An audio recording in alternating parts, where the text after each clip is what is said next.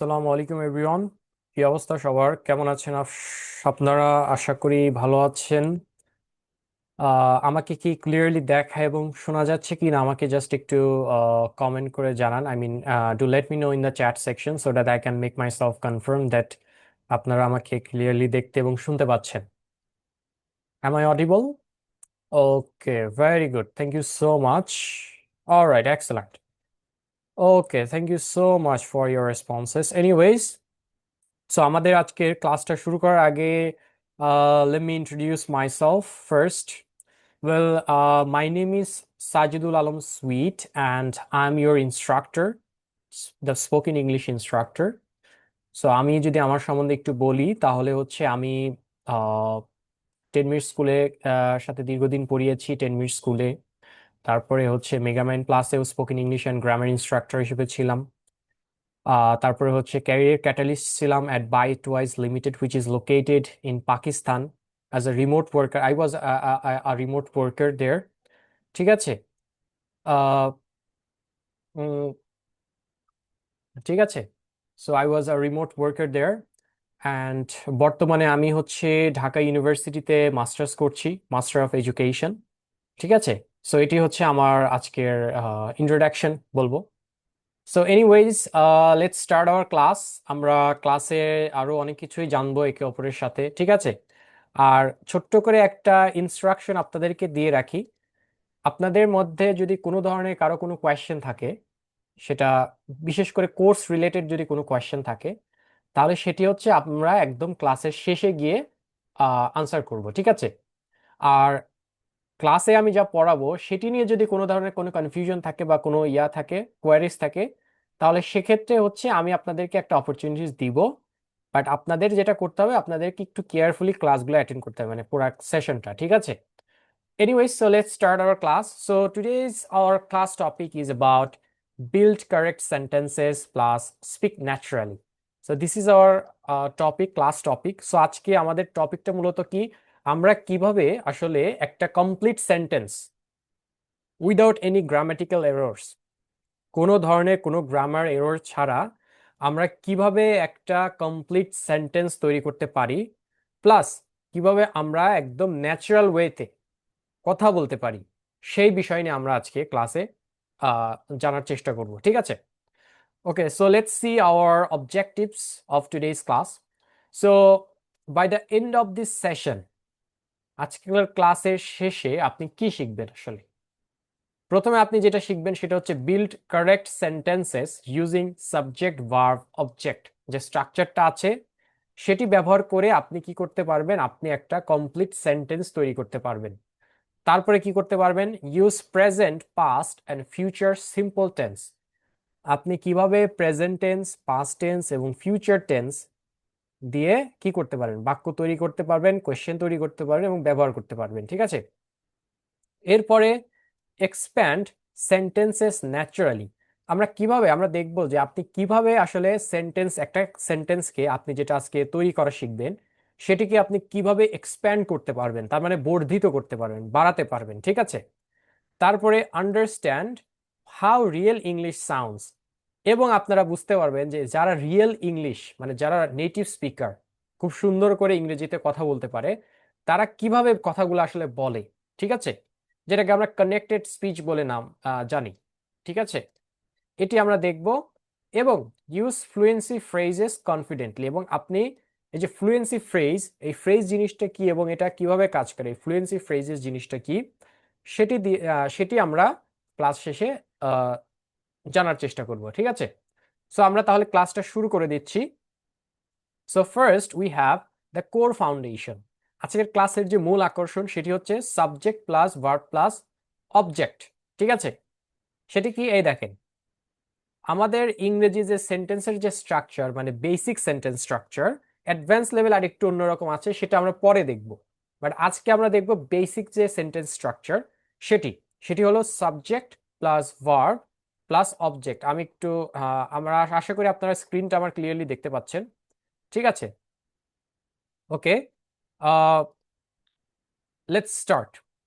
So আমরা তাহলে subject plus verb plus অবজেক্টটা আমরা আলোচনা করব। ওকে, এখন আপনাকে বুঝতে হবে যে সাবজেক্ট জিনিসটা কি আসলে। সো প্রথমে দেখেন, সাবজেক্ট হলো যে কাজটা করে, মানে যিনি কাজটি করছেন বা তাকে আমরা কর্তা বলি, তাই না? মানে যে কাজটি করে সে হচ্ছে সাবজেক্ট। ভার্বটা হচ্ছে আপনি যে কাজটি করছেন, ওই কাজটি হলো ভার্ব। এবং অবজেক্ট হলো যার উপরে আপনি কাজটি করছেন, সেটি হলো অবজেক্ট। বিষয়টা বুঝবেন। তার মানে সাবজেক্ট হলো যে কাজটা করছে, ভার্ব হচ্ছে যে যার উপরে আপনি কাজটা করছেন, মানে যে কাজটি আপনি করছেন, আর অবজেক্ট হচ্ছে যার উপরে আপনি কাজটা করছেন। ঠিক আছে? এই তিনটা জিনিস কিন্তু আপনাকে বুঝতে হবে। ওকে।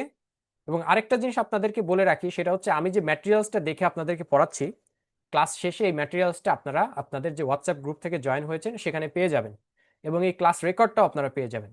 সো এটা নিয়ে আপনাদের খুব বেশি চিন্তিত হওয়ার কারণ নেই। ওকে।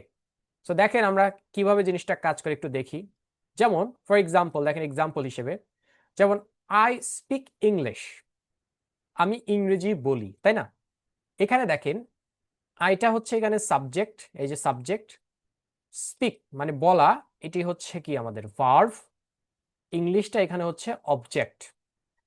তাহলে কি, আই স্পিক ইংলিশ, আমি ইংরেজি বলি। ঠিক আছে? সেম ভাবে শি ওয়াচেস টিভি, সে টিভি দেখে। এখানে শিটা কি সাবজেক্ট, ওয়াচেস মানে ভার্ব, মানে কোনো কাজ করা, মানে কি সে দেখতেছে, এটাও কিন্তু একটা কাজ। তারপরে আমি কথা বলতেছি যে স্পিক, এটাও কিন্তু একটা কাজ। সো এই জন্য এটা কিন্তু ভার্ব, কাজ মানেই ভার্ব। ঠিক আছে? টিভিটা হচ্ছে object. Okay. They play football, দেটা হচ্ছে এখানে সাবজেক্ট, প্লেটা হচ্ছে ভার্ব, ফুটবলটা হচ্ছে অবজেক্ট। তাহলে প্লেটা হচ্ছে খেলা, খেলা, তারপরে খেলতেছে, এটাও কিন্তু একটা কাজ, তাই না? So, এইবার আপনাদের মাথায় একটা প্রশ্ন কিন্তু আসতে পারে যে এটা নয় সাবজেক্ট বুঝলাম, এটা নয় ভার্ব সেটাও বুঝলাম, কিন্তু এই যে ইংলিশ, তারপরে হচ্ছে টিভি, ফুটবল, প্র্যাকটিস, এই যে যে ওয়ার্ডস গুলো আমি মেনশন করলাম, এই যে এইগুলাকে যে অবজেক্ট আমি বললাম, সেই অবজেক্টটা আমি বুঝবো কিভাবে, তাই না? এই প্রশ্নটা কিন্তু আপনাদের অনেকের মাথায় আসে যে এটা যে অবজেক্ট আমি কিভাবে আইডেন্টিফাই করব, তাই না? এরকম কিন্তু জিনিস আপনাদের মাথায় কিন্তু আসতে পারে যে অবজেক্ট কিভাবে আইডেন্টিফাই। আমি তো বলে গেলাম, তাই না? আপনি কিছুই বুঝলেন না। আপনি জাস্ট এই কয়েকটা জানলেন যে এটা অবজেক্ট, এরপরে যদি নতুন কোনো ওয়ার্ড সেন্টেন্স দেওয়া হয় আপনি তখন চিন্তা করবেন যে এটা আবার কি, তাই না? সো এটা আমি আপনাদেরকে একটু দেখাচ্ছি বা বলছি, একটু খেয়াল করে কাইন্ডলি শুনবেন। দেখেন, অবজেক্ট আমরা কিভাবে চিনতে পারি, কোশ্চেন হলো এটা। অবজেক্ট চেনার সবচাইতে সহজ এবং কার্যকরী যে উপায় হলো এই যে ভার্ব, যেটাকে আমরা বলি কাজ বা ক্রিয়া। এই যে ভার্ব গুলো দেখলাম না, এই যে ভার্ব, আমি মার্ক করে দিচ্ছি, এই যে ভার্ব। ঠিক আছে? এই যে যে ভার্বস গুলো আমরা যে ইয়েলো মার্ক করে দিলাম, এই ভার্বকে আপনাকে জাস্ট কি অথবা কাকে দ্বারা প্রশ্ন করতে হবে। আপনি যদি অবজেক্ট মানে বের করতে চান, তাহলে আপনাকে যেটা করতে হবে, এই যে ভার্ব, এই ভার্বকে কি অথবা কাকে দ্বারা প্রশ্ন করতে হবে। এবং কি এবং কাকে দ্বারা প্রশ্ন করে যদি দেখেন যে আপনি পরিপূর্ণ উত্তরটা আপনি পাচ্ছেন, তাহলে আপনি ধরে নেবেন যে এই যে পরের যে শব্দটা, এটি হলো অবজেক্ট।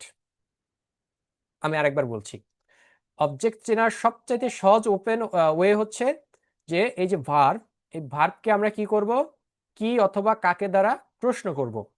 কি অথবা কাকে দ্বারা প্রশ্ন করার পরে যদি আমরা উত্তর পাই, তাহলে আমরা ধরে নিব এই যে ইংলিশ, টিভি, ফুটবল, প্র্যাকটিস, এগুলো হচ্ছে অবজেক্ট। কিভাবে চলুন দেখে নিই। যেমন আমি যদি বলি প্রথম সেন্টেন্সটা, আই স্পিক ইংলিশ, আমি ইংরেজি বলি। আই স্পিক ইংলিশ, ঠিক আছে, আমি ইংরেজি বলি। এখন আপনি প্রশ্ন করেন তো এই ভাবকে যে আমি কি বলি, কি দ্বারা প্রশ্ন করছি কিন্তু খেয়াল করে দেখেন। আমি কি বলি, আই স্পিক ইংলিশ, আমি ইংরেজি বলি। আমি কি বলি, আমি ইংরেজি বলি। এই যে কি দ্বারা প্রশ্ন করলাম, উত্তরে কি পাইলাম, আমি ইংরেজি বলি। এই যে কি দ্বারা প্রশ্ন করে যে উত্তর পাইলাম, তাহলে আমি ধরে নেব ইংলিশটা হচ্ছে এখানে অবজেক্ট। ঠিক সেম ভাবে দেখেন পরেরটা, শি ওয়াচেস টিভি, সে টিভি দেখে। শি ওয়াচেস টিভি, সে টিভি দেখে। প্রশ্ন করেন, সে কি দেখে, সে কি দেখে, সে কি দেখে, সে টিভি দেখে। সে কি দেখে, সে টিভি দেখে। ঠিক আছে? সে কি দেখে, সে টিভি দেখে। ঠিক সেম ভাবে তার মানে টিভিটা এখানে অবজেক্ট। আবার দেখেন দে প্লে ফুটবল, তারা ফুটবল খেলে। এখন ফুটবলকে প্লে প্রশ্ন করে তারা কি খেলে, এই যে কি দ্বারা প্রশ্ন করলাম, কি খেলে, তারা ফুটবল খেলে, উত্তর পেয়ে গেলাম, দ্যাট মিনস ফুটবলটা এখানে অবজেক্ট। আবার সেম ভাবে দেখেন উই নিড প্র্যাকটিস, আমাদের প্র্যাকটিস বা অনুশীলন বা চর্চা দরকার, তাই না? কারণ নিডকে প্রশ্ন করেন আমাদের কি দরকার, আমাদের কি দরকার, আমাদের প্র্যাকটিস দরকার বা অনুশীলন দরকার, তাহলে এখানে প্র্যাকটিসটা আমাদের অবজেক্ট। ঠিক আছে, সো এখানে আমরা দেখেন একটু ভেঙে দিয়েছি যে এই যে আই হলো এখানে সাবজেক্ট, স্পিকটা হচ্ছে ভার্ব, ইংলিশটা এখানে অবজেক্ট। এই তিনটি জিনিসকে বা তিনটি অংশকে যদি আপনি ঠিকভাবে সাজাতে পারেন তাহলে আপনার ইংরেজির কি 50% সমস্যার সমাধান। তার মানে আপনি জাস্ট এই তিনটা জিনিসকে যদি আপনি একটু আয়ত্ত আনতে পারেন, বুঝতে পারেন ঠিকভাবে, তাহলে আপনি বুঝে নেবেন যে আপনার ইংরেজির 50% সমস্যার সমাধান। এই পর্যন্ত কি কারো কোনো কনফিউশন আছে কিনা আমাকে একটু চ্যাটে জানান। Does anyone have any question, কারো কি কোনো ধরনের কোনো কনফিউশন আছে? সবাই কি বুঝতে পেরেছেন ক্লাসটা এই পর্যন্ত? আমাকে একটু জানান তো চ্যাট বক্সে, আমি একটু কমেন্টস গুলো দেখতে চাই, তাহলে আমি নিজেকে okay clear, very good, okay thank you so much. Alright, আলহামদুলিল্লাহ আপনারা তাহলে বুঝতে পেরেছেন। ওকে, তাহলে আমি নেক্সট পার্টে চলে যাচ্ছি, ঠিক আছে? সো সবাই একটু খেয়াল করে দেখলেই আপনারা কোনো কোনো কনফিউশন থাকবে না ইনশাল্লাহ, আমি ওইভাবেই পড়ানোর চেষ্টা করবো। সো আপনারা জাস্ট একটু কাইন্ডলি ক্লিয়ারলি দেখেন। ওকে, আচ্ছা আমি নেক্সটে যাচ্ছি। এখানে কিছু জিনিস ছিল, যেমন চারটা সেন্টেন্স সেম ভাবে, যেমন আই লার্ন ইংলিশ, আমি ইংরেজি শিখি। লার্নকে প্রশ্ন করেন আমি কি শিখি, আমি ইংরেজি শিখি, তাহলে ইংরেজিটা কি এখানে বলেন? অবজেক্ট। তারপরে কি শি স্টাডিজ এভরি ডে, সে প্রতিদিন পড়াশোনা করে, সে কি করে, সে পড়াশোনা করে। ঠিক আছে, ঠিক সেম ভাবেই হি ওয়ার্কস ইন অফিস, সে কি করে, সে কাজ করে। যাই হোক, সো এইগুলো তো আমরা দেখলাম। এইবার দেখেন সেন্টেন্স এক্সপ্যানশন, এই জিনিসটা আবার কি সেন্টেন্স এক্সপ্যানশন? আমি এর আগে একটু বলেছিলাম যে এক্সপ্যানশন মানে হচ্ছে বর্ধিত করা, মানে বড় করা, কোনো কিছু বড় করা। তাহলে সেন্টেন্স এক্সপ্যানশন মানে হচ্ছে বাক্যটাকে বড় করা, ঠিক আছে, বর্ধিত করা। কিভাবে দেখেন, নর্মাল সেন্টেন্সটা আমরা কি জানলাম, আই প্র্যাকটিস ইংলিশ, এটা একটু খেয়াল রাখেন। এটা হলো আমাদের নর্মাল একটা সেন্টেন্স, যেটা আমরা সাবজেক্ট ভার্ব এবং অবজেক্টের যে স্ট্রাকচার সেটি ব্যবহার করে আমরা তৈরি করলাম, যে আই প্র্যাকটিস ইংলিশ। এইবার এই জিনিসটাকে আমরা কি করব, স্টেপ বাই স্টেপ আমরা কি করব, এটাকে বড় করব। কিভাবে করব দেখেন, খেয়াল রাখেন। যেমন আমরা যদি এই এই যে আই প্র্যাকটিস ইংলিশ, এই ছোট্ট সেন্টেন্সটাকে বা বেসিক সেন্টেন্সটাকে আমরা যদি টাইম অ্যাড করে দিই, একটা সময়, সময় বলতে কি বোঝেন আপনারা? অনেকেই সময় বলতে শুধু মনে করেন যে 5টা 6টা 7টা 8টা 9টা 10টা। না, সময় বলতে শুধু ওই স্পেসিফিক ওই টাইমটাকে বলা হয় না। সময় বলতে যেমন যদি বলেন ইয়েস্টারডে মানে গতকালকে, এটাও একটা সময়। দিস মর্নিং আজ সকাল, এটাও সময়। তা অথবা টু নাইট আজ রাত্রে, এটাও একটা সময়। টুমরো আগামীকালকে, এটিও সময়। এভরিডে প্রত্যেক দিন, এটিও একটা সময়। ঠিক আছে, তার মানে সময় বলতে খালি এইটা বুঝেন না যে 5টা 6টা 7টাকে মনে হয় আমরা সময় বলি, না। সময় বলতে শুধু ওইটা না, আমি যে জিনিসগুলো মেনশন করলাম ওইগুলাকেও আমরা সময় বা টাইম হিসেবে জানি। ঠিক আছে, ওকে। এবার দেখি, যেমন টাইম অ্যাড করেন, টাইম অ্যাড করলে কি হয়, যেমন আই প্র্যাকটিস ইংলিশ, এই পর্যন্ত তো আমরা মনে করেন যে এটা বেসিক সেন্টেন্সে শিখেই আসছি, সাবজেক্ট প্লাস ভার্ব প্লাস অবজেক্টের স্ট্রাকচার ইউজ করে। এবার দেখেন এই যে টাইমটা আমি অ্যাড করলাম, এভরিডে, খেয়াল করে দেখেন। তাহলে আমাদের যে বেসিক সেন্টেন্সটা আই প্র্যাকটিস ইংলিশ, তার সাথে সময় অ্যাড করলাম এভরিডে, তাহলে আই প্র্যাকটিস ইংলিশ এভরিডে, তার মানে আমি প্রত্যেক দিন কি ইংরেজি চর্চা করি। আই প্র্যাকটিস ইংলিশ এভরিডে, প্রত্যেক দিন ইংরেজি চর্চা করি। তাহলে কি এই যে সময় অ্যাড করে দিয়ে দেখেন আমি করলাম। এরপর দেখেন প্লেস, প্লেস মানে কি একটা জায়গা। এবার দেখেন তো একটা জায়গা মেনশন করি, প্লেস। যেমন আই প্র্যাকটিস ইংলিশ, এটা পর্যন্ত তো আমরা দেখলাম। জায়গা বলতে কি বোঝানো হয়, জায়গা বলতে কিন্তু যে কোনো জায়গা, অ্যাট হোম হতে পারে, অ্যাট রেস্টুরেন্ট হতে পারে, অ্যাট স্কুল হতে পারে, অথবা ইন মাই রুম হতে পারে। ঠিক আছে, মানে যে কোনো জায়গা বোঝাতে আমরা প্লেস বোঝাই, তাই না? এখন এখানে যেমন দেখেন আমি আপনাদের অ্যাট হোম দিয়েছি, যে আই প্র্যাকটিস ইংলিশ কোথায়, অ্যাট হোম, মানে আমার বাসায়। আমি ইংরেজি চর্চা করি করি কোথায় করি, আমি আমার বাসায় করি। I practice English at home. মানে আমি আমার বাসায় ইংরেজি চর্চা করি। ওকে, এরপরে দেখেন রিজন। রিজন মানে কি? কারণ। তার মানে আপনি কোনো একটা কাজ করছেন, সেটি কি কারণে করছেন সেটা আপনাকে এক্সপ্লেন করতে হবে, তাই না? তাহলে দেখেন এই যে আই প্র্যাকটিস ইংলিশ এ পর্যন্ত তো আমরা শিখে আসছি। এবার কারণ বোঝানোর জন্য আপনি যদি কখনো রিজন বোঝান, মানে কোনো একটা কারণে কোনো একটা কাজ করেন, সেক্ষেত্রে অবশ্যই আপনাকে কি আনতে হবে? বিকজ আনতে হবে। বিকজ, বিকজ মানে কারণ, তাই না? যেমন আই প্র্যাকটিস ইংলিশ, আমি ইংরেজি চর্চা করি বিকজ, কারণ আই ওয়ান্ট ফ্লুয়েন্সি, আমার ফ্লুয়েন্সি দরকার। তার মানে আমি ইংরেজি প্র্যাকটিস করি শুধু এমনি এমনি না। কি কারণে করি? কারণ আমার ফ্লুয়েন্সি, মানে আমি অনর্গল যাতে ইংরেজিতে কথা বলতে পারি, বা ভবিষ্যতে যেন একটা ভালো জব পেতে পারি। ঠিক আছে, আজকাল তো আপনারা জানেন খুব ভালো করে যে বাংলাদেশ বা বাংলাদেশের বাইরে আপনি যেখানেই যান, আপনার যদি ইংরেজিতে ভালো দক্ষতা না থাকে, আপনি কিন্তু এটা খুব ভালো করেই জানেন, আমার থেকে ভালো আমি বিশ্বাস করি জানেন, যে আপনার একটা জব পাইতে বা একটা ভালো জব পাইতে আপনার কতটা কষ্ট করতে হবে বা কতটা স্ট্রাগল আপনাকে করতে হবে। ঠিক আছে, তো এই জন্যই আপনারা এখানে, আমি বিশ্বাস করি যে আপনারা এখানে আসছেন বা আজকের ক্লাসটা আপনারা জয়েন করেছেন, ঠিক আছে, কিছু শিখতে আসছেন। ওকে, তার মানে আমরা তাহলে তিনটা জিনিস দিয়ে আমরা কি করতে পারি? একটা সেন্টেন্সকে আমরা বড় করতে পারি বা এক্সপ্যান্ড করতে পারি, রাইট? তার মধ্যে একটা হচ্ছে টাইম, প্লেস, আর একটা হচ্ছে রিজন। এবার দেখেন আমি এখানে বলেছি যে টাইম যোগ করলে বোঝানো হয় যে কখন কাজটি হয়েছে, তার মানে আপনি বোঝাচ্ছেন কখন কাজটি আপনি করছেন। আর প্লেস যোগ করলে বোঝা যায় কোথায় কাজটি হয়েছে। এবং বিকজ ব্যবহার করলে কি কারণে আপনি কাজটা করছেন সেটি বোঝাচ্ছেন। এখন দেখেন এই যে তিনটা জিনিস আমরা ফর্মুলা দেখলাম, এইটাকে যদি আপনি এখন একসাথে করেন, আপনি এরকম একটা ফাইনাল সেন্টেন্স পাবেন। কি রকম? যে আই প্র্যাকটিস ইংলিশ এ পর্যন্ত আমরা শুনলাম, এরপর আপনি টাইম অ্যাড করে দিলেন, I practice English everyday, time দিলেন যে প্রতিদিন আমি ইংরেজি প্র্যাকটিস করি। কোথায় করেন? অ্যাট হোম, আমি আমার বাসায় করি। এবার রিজন দেন, বিকজ, কারণ আই ওয়ান্ট ফ্লুয়েন্সি।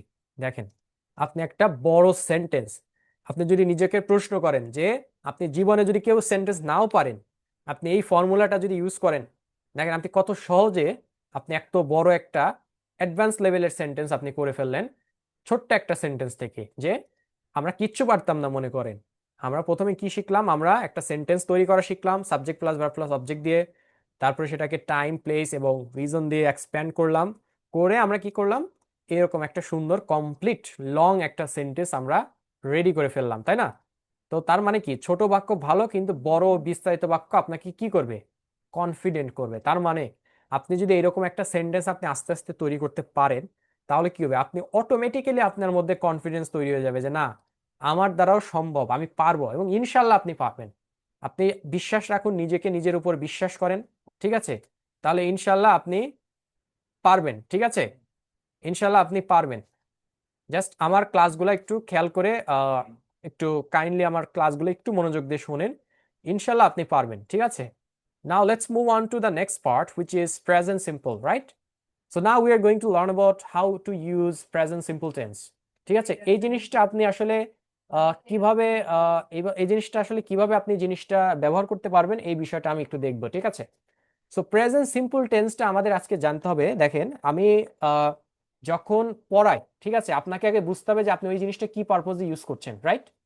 এখন দেখেন প্রেজেন্ট সিম্পল টেন্সটা আমরা তিনটা পারপোজে ইউজ করতে পারি। নাম্বার ওয়ান, হ্যাবিট, মানে অভ্যাস। নাম্বার টু হচ্ছে রুটিন, রুটিন মানে তো বোঝেন। আর হচ্ছে জেনারেল ট্রুথ, মানে জেনারেল ট্রুথ বলতে ইউনিভার্সাল ট্রুথ বলায়। তার মানে হ্যাবিট বা রুটিন বলতে কি বোঝেন? প্রত্যেকটা দিন আপনি যে কাজটি, দৈনন্দিন নিত্য নতুন প্রতিদিন যে কাজগুলো আপনি করেন, সেটাকে আমরা বলি হচ্ছে হ্যাবিট বা রুটিন। যেমন I wake up early in the morning, I usually wake up early in the morning, আমি প্রতিদিন সকালে ঘুম থেকে উঠি। এটা হচ্ছে আপনার নিত্য নতুন বা দৈনন্দিন কাজ। বা I go to school everyday, আমি প্রতিদিন স্কুলে যাই, এটা আমি রেগুলার করছেন। সেক্ষেত্রে আপনাকে প্রেজেন্ট সিম্পল টেন্সের স্ট্রাকচার ফলো করতে হবে। যে আই গো টু, এই যে গোটা ইউজ করলাম প্রেজেন্ট টেন্সে। আর জেনারেল ট্রুথ বলতে কি বোঝায়? ইউনিভার্সাল ট্রুথ, যেটা চিরন্তন সত্য, আপনি যেটাকে কখনো উপেক্ষা করতে পারবেন না। কিরকম? যেমন the sun moves around, sorry, the earth moves around the sun, তার মানে পৃথিবী সূর্যের চারদিক দিয়ে কি ঘোরে। তাহলে এই যে the sun, sorry, the earth moves around the sun, এই যে পৃথিবী যে সূর্যের চারদিক দিয়ে ঘোরে, এটা কিন্তু চিরন্তন সত্য। এটাকে কিন্তু আপনি পাস্টেও নিতে পারবেন না, ফিউচারে নিতে পারবেন না, এটা কিন্তু চিরন্তন সত্য। সেক্ষেত্রে আবার যেমন honesty is the best policy, সততাই সবকিছু, তাই না? Honesty is the best policy.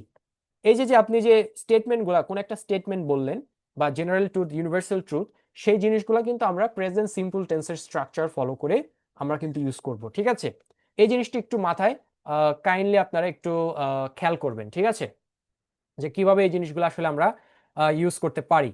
এখন দেখেন, আহ, যেমন প্রেজেন্ট এই যে দেখেন বলে দিলাম যে প্রেজেন্ট সিম্পল টেন্স আমরা কি অভ্যাস, রুটিন এবং কোনো একটা চিরন্তন সত্য বা সাধারণ সত্যকে আমরা বোঝানোর ক্ষেত্রে আমরা প্রেজেন্ট সিম্পল টেন্সের যে স্ট্রাকচার সেটি আমরা ইউজ করি। ঠিক আছে, স্ট্রাকচারটা কি দেখেন, এই জায়গায় একটু খেয়াল করবেন, স্ট্রাকচারটা একটু খেয়াল করে দেখবেন যে আই, ইউ, উই এবং দে, এই চারটাকে আমরা বলি হচ্ছে কি সাবজেক্ট। আই, ইউ, উই এবং দে, এই চারটাকে আমরা সাবজেক্ট বলি। এবং এই আই, ইউ, উই, দে এর পরে যে ভার্বটা থাকবে আমাদের, সে ভার্বটা হবে হচ্ছে বেস ফর্মে। সে এখন আপনাদের মাথায় প্রশ্ন হতে পারে যে বেস ফর্ম আবার কি, বা বেস ভার্ব কি। আমি বলে দিচ্ছি, বেস ভার্ব হলো এই জিনিসটা যে ভার্ব জন্মগত, যে ভার্বটা জন্মগত, যে ফর্মে জন্মগত হয়, সেটি হচ্ছে আমাদের বেস ফর্ম। এখন আমি আপনাদেরকে একটা উদাহরণ দিচ্ছি, যেমন ধরেন গো, তারপরে হচ্ছে হ্যাভ, ডু, হ্যাঁ, এই ধরনের যে ভার্বস গুলা যতগুলো আছে, যা ঠিক, তো এই যে ভার্বস গুলো আছে না, এই ভার্বস গুলো কিন্তু জন্মগত এই ফর্মে আছে। এরপরে কিন্তু আপনি গোকে হচ্ছে আপনি ইএস দিয়ে গোজ বানায় দিলেন, বা ডুকে আপনি ডাজ বানায় দিলেন, পরে আপনি কাস্টমাইজ করলেন, দ্যাটস অ্যানাদার থিং। ঠিক আছে, বাট ফার্স্টে আপনি কি করলেন, আপনি এই যে যে জেনারেল ফর্মে আছে, এই যে যে এগুলা কিন্তু কি বেস ফর্মে আছে, রাইট? এগুলো কিন্তু জন্মগত বেস ভার্ব, এগুলোকে আমরা কিন্তু বেস ভার্ব বলে থাকি। ঠিক আছে, কেউ কনফিউজড হবেন না, আহ, এগুলোকে আমরা বেস ভার্ব হিসেবে জানি। ঠিক আছে, তার মানে আই, ইউ, উই এবং দে, এই চারটা যদি সাবজেক্ট হিসেবে থাকে যেখানেই দেখবেন, তাহলে যে ভার্বটা থাকবে ওই ভার্বটা কিন্তু বেস ফর্মে হবে, যে ফর্মে মানে যে ভার্বই হোক, ফর্মটা থাকবে হচ্ছে বেস ফর্মে। ঠিক আছে, আর এরপরে দেখেন হি, শি, ইট, হি, শি অথবা ইট, এইগুলা যদি থাকে সাবজেক্ট হিসেবে, তাহলে যে ভার্বটা হবে, এই যে ভার্ব, এই ভার্বটা কি হবে বলেন? ভার্বটা বেস ফর্মে থাকবে, কিন্তু ভার্বের সাথে আপনাকে কি করতে হবে? এস বা এস যুক্ত করতে হবে। তার মানে এটা বেস ফর্মে থাকতে পারছে না, তাহলে ভার্বের সাথে আপনাকে কি করতে হবে? একটা এস অথবা ইএস যুক্ত করতে হবে টু মেক ইট সিঙ্গুলার। ঠিক আছে, এবার আপনাদেরকে যদি আমি প্রশ্ন করি, এই ওয়ার্ডটা ড্রিম, এই ওয়ার্ডটাকে আমি যদি ড্রিম হচ্ছে এখানে ধরেন একটা ভার্ব, এই ড্রিমকে যদি আমি আপনাকে প্রশ্ন করি, এই ক্লাসে কতজন আছেন? 148, মানে প্রায় 150 জন স্টুডেন্ট এই ক্লাসে আছেন।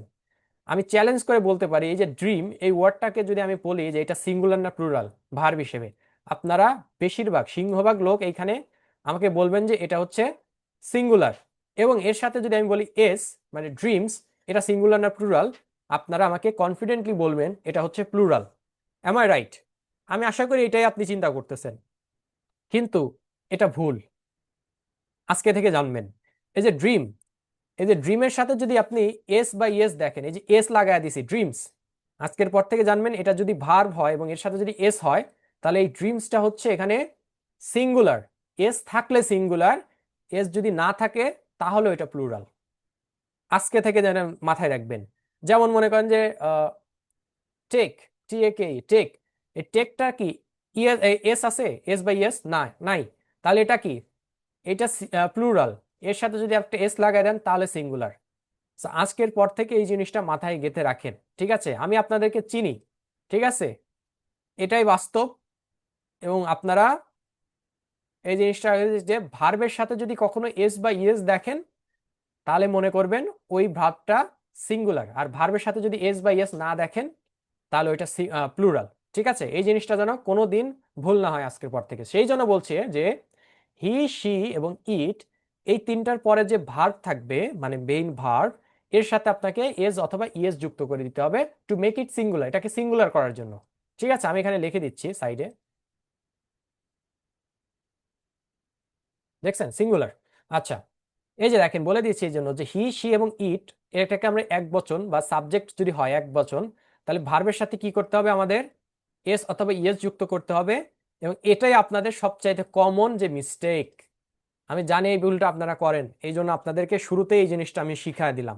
ঠিক আছে, এবার দেখেন এক্সাম্পল ব্যবহার করি।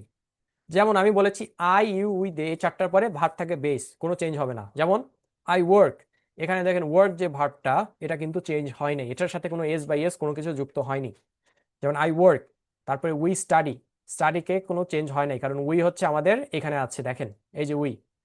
তারপরে হি ওয়ার্ক, দেখেন এইখানে এসে ওয়ার্কের সাথে কিন্তু এস যুক্ত হয়েছে। কেন হয়েছে? কারণ আমরা জানি হিটা হচ্ছে একজন, মানে আমরা বলছি হি শি এবং ইট, এইগুলোর যে কোনো একজন যদি সাবজেক্ট হিসেবে থাকে তাহলে কি হবে, ভার্ব যেটা এই যে ওয়ার্ক এর সাথে একটা এস লাগাই দিলাম, কেন? এটা সিঙ্গুলার করার জন্য। ঠিক আছে, তাহলে হি ওয়ার্কস। তারপর শি স্টাডিজ, স্টাডিজ এর সাথে এস, এখানে দেখেন স্টাডি যেমন ভার্বের সাথে খেয়াল রাখবেন, যদি ভার্বের শেষে এই যে স্টাডি যেমন আছে, এই স্টাডির শেষে যদি দেখেন যে আহ, আপনারা যদি দেখেন যে হচ্ছে এই যে স্টাডি, এই জাস্টে যদি ভার্বের শেষে দেখবেন যদি ওয়াই যদি থাকে, এই ওয়াইটাকে আপনারা কি করবেন, জাস্ট উঠায় দিয়ে আই একটা বসাবেন আর রুলস অনুযায়ী ইয়েস লাগাই দিবেন, দ্যাটস ইট, সিঙ্গুলার করার জন্য। আমি আবার বলছি, যদি দেখেন যে ভার্বের শেষে ওয়াই আছে, ওয়াইটাকে উঠিয়ে দিয়ে আই বসাবেন আর ইয়েস যুক্ত করে দিবেন, তাহলে এটা সিঙ্গুলার হয়ে যাবে। ঠিক সেম ভাবে দেখেন এখানে,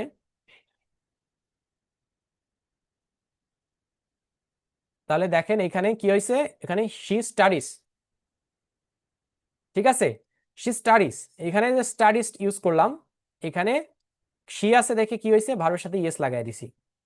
তারপরে হি গোজ টু স্কুল, দেখেন গোজ আছে কেন, কারণ এই যে হি আছে, গো এর সাথে ইএস লাগাই দিছি, দেখছেন? ইএস লাগাই দিয়ে এটা কি করছে, এটাকে সিঙ্গুলার ফর্মে নিয়ে আসছি। সো এইভাবে আমরা কি করব, আমরা হচ্ছে সুন্দর করে কি করতে পারবো, আমরা আমরা হচ্ছে কোনটা সিঙ্গুলার এবং কোনটা প্লুরাল এটা আমরা ইউজ করতে পারবো। দেখুন, এবং এখানে দেখেন আপনাকে কিছু কমন মিসকনসেপশন বা মিস্টেক গুলো আছে যেগুলো দেখেন। যেমন আপনারা অনেকেই বলেন হি গো, এই যে হি গো যদি বলেন তাহলে ভুল, আপনাকে কি করতে হবে, হি গোজ ইউজ করতে হবে, কারণ গোজটা এখানে বলেছি হি এর পরে ভার্ব যেটা এই যে গো এর সাথে ইয়েস লাগাই দিয়ে যেটাকে সিঙ্গুলার করলাম, এটা হচ্ছে রাইট ফর্ম। ঠিক আছে, সো এই পর্যন্ত কি কারো কোনো কনফিউশন আছে সোফার, এই পর্যন্ত? Does anyone have any question? Alright, very good. তার মানে আপনারা বুঝতে পারছেন so far. Okay, very good, thank you so much, আলহামদুলিল্লাহ বুঝতে পেরেছেন, ভালো লাগলো। ওকে, এইবার দেখেন, এইবার হচ্ছে আমরা দেখব হচ্ছে নেগেটিভ। এবার আমরা দেখব হচ্ছে আপনি এই যে বাক্যটা আপনি তৈরি করা শিখলেন, এটাকে আমরা কিভাবে নেগেটিভে নিয়ে আসতে পারি, না বোধক। দেখেন, যেমন নেগেটিভ করার জন্য কি করতে হবে, আমরা এখানে ডু নিয়ে আসছি, এখানে ডাজ নিয়ে আসছি, ডু এবং ডাজ নিয়ে আসছি, ঠিক আছে, ডু এবং ডাজ নিয়ে আসছি নেগেটিভ করার জন্য।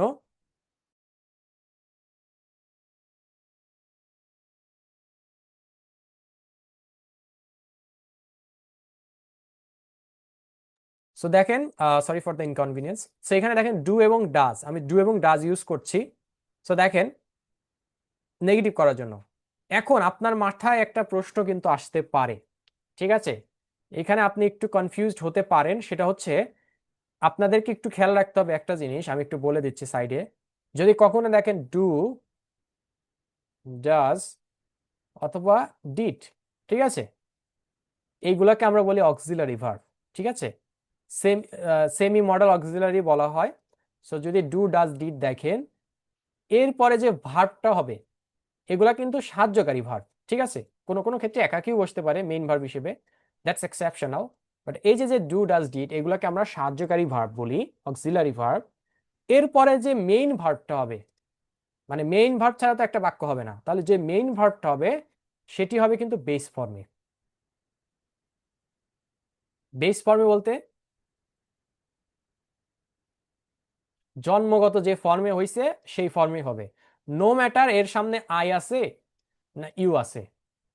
ঠিক আছে, আমরা এতক্ষণ শিখলাম কি, যে আই ইউ উই দে এরপরে ভার্ব থাকবে বেস ফর্ম, তাই না, এবং হি শি নেম ইট এইগুলার পরে কি আছে, ভার্ব হচ্ছে সাথে এস বা ইএস যুক্ত করতে হবে আমাদের অ্যাকর্ডিং টু দ্য রুলস। কিন্তু এই ডু ডাজ ডিড এসে বলতেছে কি, এই ডু ডাজ ডিড এসে বলতেছে যে আমরা অক্সিলারি ভার্ব হিসেবে আসছি, মানে সাহায্যকারী ভার্ব হিসেবে, যার কারণে কি হয়েছে, যার কারণে কষ্ট করে আর এই যে মেইন ভার্বকে কি করতে হবে, চেঞ্জ করতে হবে না আর। এরা বলতেছে এই ডু ডাজ ডিড, এরা বলতেছে কি এই যে মেইন ভার, একে আর কি করতে হবে না, চেঞ্জ করতে হবে না, এর জন্মগত যে ফর্মে জন্ম হয়েছে সেই ফর্মেই থাকবে। এখানে হি আছে নাকি আই আছে মানে সাবজেক্ট হিসেবে, দ্যাট ডাজেন্ট ম্যাটার, এটা ম্যাটার করে না। যার কারণে দেখেন আই ডু নট ওয়ার্ক, ঠিক আছে, আই ডু নট ওয়ার্ক, আমি কাজ করি না। এখানে দেখেন আয়ের পরে ডু আসছে বা হি এর পরে ডাজ আসছে, তাই না? এখানে কিন্তু ওয়ার্ক কিন্তু চেঞ্জ হয় নাই। কেন চেঞ্জ হয় নাই? কারণ এখানে ডু ডাজ আসছে। এখন আপনার প্রশ্ন থাকতে পারে যে আয়ের ক্ষেত্রে ডু হলো, হি এর ক্ষেত্রে ডাজ হলো কেন? ওই যে রুলসে চলে যান, যে আই থাকলে কিন্তু ভার্ব হচ্ছে মেইন বেস ফর্মে থাকবে, যে অক্সিলারি ভার্ব। এখানে দেখেন এই যে I you we they auxiliary ভাবে থাকবে, এবং হি থাকলে কি হবে, এস বা ইএস যুক্ত করতে হবে। এই জন্য দেখেন এখানে হি এর পরে ডু এর সাথে কি একটা ইএস লাগাই দিছি, কারণ এটা সিঙ্গুলার করছি, কারণ এ সিঙ্গুলার, ঠিক আছে? এই কারণে হি ডাজ নট ওয়ার্ক হয়ে গেছে। সো বলছে এই জন্য যে নেগেটিভ করলে ডু অথবা ডাজ ব্যবহৃত হবে, এরপরে যে বেস ফর্ম ভার্ব সেটি হবে। এটা একটু দেখেন, আমি কিন্তু এখানে একদম হাইলাইট করে দিলাম যে আপনারা নেগেটিভ করেন পজিটিভ করেন that doesn't matter, do does হবে শুরু হবে, কিন্তু ভার্ব যেটা সেটা বেস ফর্মেই থাকবে। যেমন এটা হচ্ছে যেমন ভুল, যেমন হি ডাজ নট গোজ, এখানে গোজ এটা কিন্তু রং সেন্টেন্স। কেন? কারণ গোজ হবে না, কারণ ডাজ আছে, এই কারণে গোটা বেস ফর্মে থাকবে। কারেক্ট হয়ে হচ্ছে হি ডাজ নট গো, গোটা কিন্তু চেঞ্জ হবে না, বেস ফর্মে থাকবে কারণ ডাজ আছে। এই পর্যন্ত কি ক্লিয়ার সবাই so far?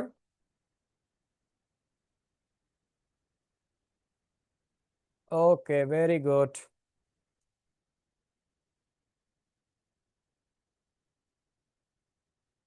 Okay, thank you so much.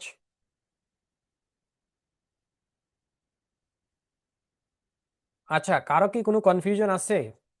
আহ একটা হ্যান্ড রাইজ করেন তো, কারো যদি কোনো কোয়েশ্চেন থাকে এটা নিয়ে বুঝতে অসুবিধা হয়েছে এরকম, আমি একটা কোয়েশ্চেন নিব। হ্যান্ড রাইজ করবেন যদি কারো কোনো কোয়েশ্চেন থাকে এটা নিয়ে, মানে বুঝতে পারেন নাই,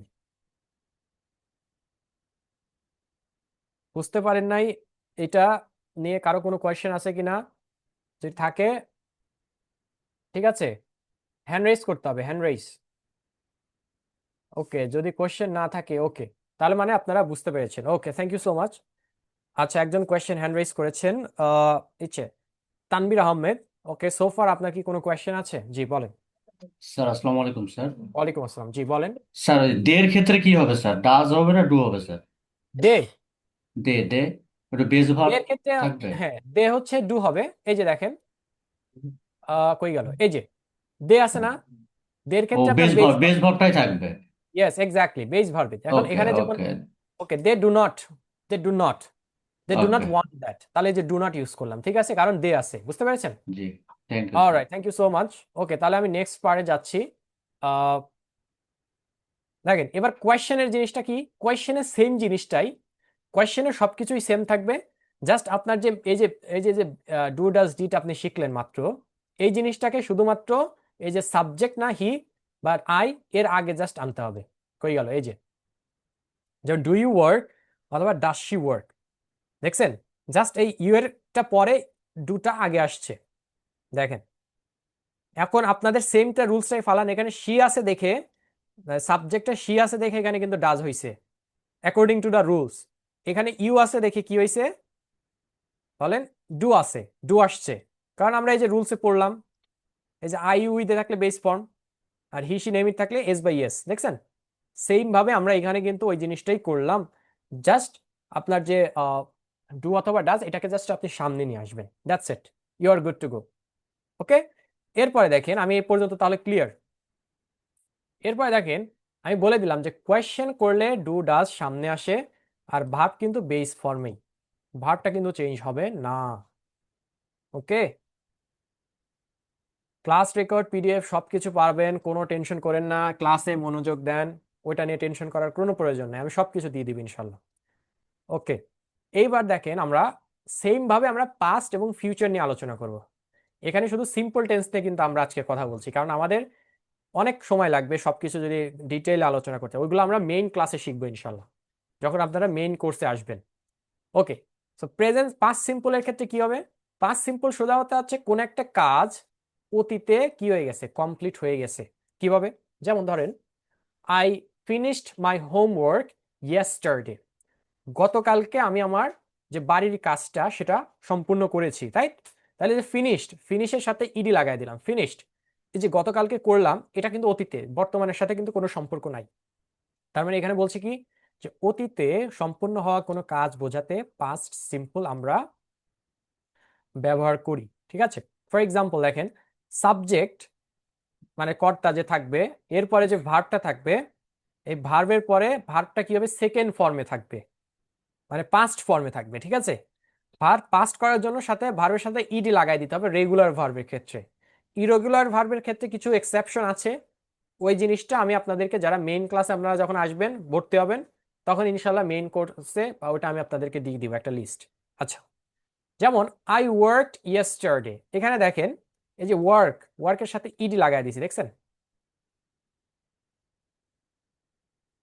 এই ওয়ার্কের সাথে ইডি লাগাই দিছি পাস্ট করার জন্য। আই ওয়ার্কড ইয়েস্টারডে, গতকালকে কাজটি করেছিলাম বা কাজ করেছিলাম।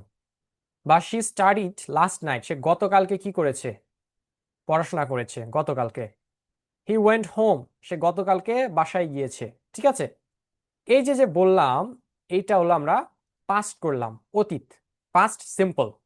নেগেটিভের ক্ষেত্রে কি করতে হবে, নেগেটিভের ক্ষেত্রে আবার দেখেন, এই যে ডিড নিয়ে আসলাম না, একটু আগে ডিডের কথা বললাম, ডু ডাজ ডিড। দেখেন ডিডটা কি আসবে নেগেটিভের ক্ষেত্রে, ডিডটা থাকবে দেখেন, যেমন ডিড ব্যবহার করলে কি হবে, ভার্ব আবার বেস ফর্মে হয়ে যায়। আমি মাত্র বললাম যে, এই যে কই গেল, এই যে ডু ডাজ ডিড, আমি বলেছি যে ডু ডাজ ডিড যদি বাক্যে চলে আসে, ওটা present past future doesn't matter, যে মেইন ভার্বটা ওটা কিন্তু প্রেজেন্টেই চলে আসবে। ওই ডু ডাজ ডিডই কিন্তু প্রেজেন্ট পাস্টে নিয়ে যাবে আপনাকে অটোমেটিক। যেমন দেখেন, যেমন মনে করেন যে ডিড নট ওয়েন্ট, এই যে বলা হয়েছে ডিড নট ওয়েন্ট, এটা কিন্তু ভুল। এই যে ওয়েন্টের প্রেজেন্ট ফর্ম কি, গো। যেমন এখানে কারেক্ট ওয়ে হচ্ছে ডিড নট গো। দেখেন ডিড আছে, এই কারণে গোটা চেঞ্জ হয় নাই, কারণ ডিড অলরেডি পাস্টকেই বোঝানো হচ্ছে। ঠিক আছে, যদি বলা হয়তো ডাজ নট গো, তাহলে প্রেজেন্ট ফর্মে বোঝানো হচ্ছিল, প্রেজেন্ট সিম্পল। বুঝতে পেরেছেন এই পর্যন্ত? সব ক্লাসের রেকর্ড থাকবে, কেউ টেনশন করবেন না, রিল্যাক্স, রিল্যাক্স। ওকে, তারপরে দেখেন simple, simple tense, future simple tense, এটা কি? ফিউচার সিম্পল টেন্স মানে হচ্ছে উইল চলে আসবে, উইল, উইল চলে আসবে, উইলের পরে ভার্ব কিন্তু বেস ফর্ম। এখানে একটু আগে আমরা কি শিখলাম, ডু ডাজ অথবা ডিড থাকলে ভার্ব কিন্তু বেস ফর্ম থাকবে, তাই না? ওইটাকে আমরা নাম দিয়েছিলাম সেমি মডাল অক্সিলারি ভার্ব। কিন্তু এই জায়গায় যে ফিউচারে যে উইল, এটাকে আমরা বলি মডাল অক্সিলারি ভার্ব। ঠিক আছে, এবং according to the modal auxiliary verb, যে মডাল অক্সিলারি ভার্ব উইল, এরপর থাকবে কি, ভার্ব যে মেইন ভার্বটা সে কিন্তু বেস ফর্মেই হবে। তো ভবিষ্যতের কোনো সিদ্ধান্ত বা পরিকল্পনার জন্য আমরা উইল ব্যবহার করি, এটা একটু খেয়াল রাখবেন। যেমন আই উইল লার্ন ইংলিশ, আমি ইংরেজি শিখব, আই উইল লার্ন ইংলিশ। অথবা she will join the course, সে কোর্সটিতে জয়েন করবে। এখন দেখেন এই যে উইলটা হচ্ছে এখানে কি, উইলটা হচ্ছে এখানে ফিউচারকে ইন্ডিকেট করছে, এটাকে আমরা মডেল অক্সিলারি হিসেবেও জানি। আর এই যে মেইন ভার্বটা, এটা কিন্তু চেঞ্জ হয় নাই, দেখেন বেস ফর্মে আছে। এই লার্ন জয়েন, এটা কিন্তু চেঞ্জ হয় নাই, যদিও শি থাকলে উচিত ছিল কি জয়েনের সাথে একটা এস আসার কথা ছিল, কিন্তু হয়নি কেন, কারণ উইল আছে। উইল বলছে কি আমি অলরেডি পাস্ট ফিউচারকে ইন্ডিকেট করছি, আর কোনো আর কিছু দরকার নাই। ঠিক আছে, সো ফিউচারে জাস্ট আপনাকে উইল নিয়ে আসতে হবে। আর যে মেইন ভার্ব এখানে যেমন লার্ন, জয়েন এগুলো আছে, এগুলো বেস ফর্মেই থাকবে, এগুলো কখনো চেঞ্জ হবে না। ঠিক আছে, এবং এটাকেও নেগেটিভ করার জন্য ওয়ে হচ্ছে কি, এই উইলের পরে জাস্ট একটা নট লাগাই দিবেন। এটাকে আপনি এই যে এরকম শর্টে কন্ট্রাক্টও ইউজ করতে পারেন, যে কন্ট্রাক্ট, যে এটাকে নামটা মনে নাই, ওন্ট। ঠিক আছে, won't. So I will not quit, আমি বের হবো না। সো এই যে উইলের পর জাস্ট একটা নট লাগাই দিলে ওটা নেগেটিভ হয়ে গেল। এই পর্যন্ত কি ক্লিয়ার সবার?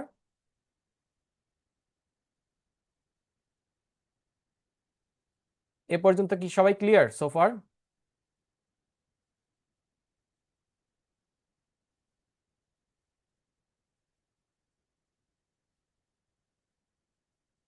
অলরাইট, কারো কি কোনো কোয়েশ্চেন আছে এই পর্যন্ত? ওকে, তানভীর আহমেদ, জি বলেন। স্যার যে উইল শ্যাল এগুলো কি কি ভাব বলে যেন স্যার, কি যেন এটা, ওকে, এগুলো একটু আচ্ছা, বলেন ভালো স্যার। একটা কোয়েশ্চেন করেছেন, আমি একটা একটু ক্লিয়ার করে দিচ্ছি, গুড কোয়েশ্চেন। ওকে, আচ্ছা, তানভীর আহমেদ উনি একটা কোয়েশ্চেন করেছেন আমাদেরকে, যে শেয়াল এবং উইল, ঠিক আছে, দুইটাই কিন্তু ফিউচারকে ইন্ডিকেট করে, রাইট? কিন্তু আমি এখানে উইলটা ইউজ করেছি যদিও। আচ্ছা, আমি শিয়ালটা দিয়েও একটা উদাহরণ আপনাকে দিচ্ছি। আচ্ছা, আপনারা আমাকে বলেন যে ইজ দেয়ার এনি ডিফারেন্স শিয়াল এবং উইলের মানে মধ্যে কি কোনো ডিফারেন্স আছে, কোনো পার্থক্য আছে, আপনাদের কি মনে হয়? আচ্ছা, তানভীর আহমেদ, আপনি আরেকবার একটু আনমিউট করেন, আপনার কাছ থেকে আমি জিজ্ঞেস করি। জি, জি আপনার কাছে স্যার। কি মনে হয় শিয়াল এবং উইল দুইটাই তো ফিউচার, রাইট? এই জি দুটার স্যার। মধ্যে কি কোনো পার্থক্য আছে?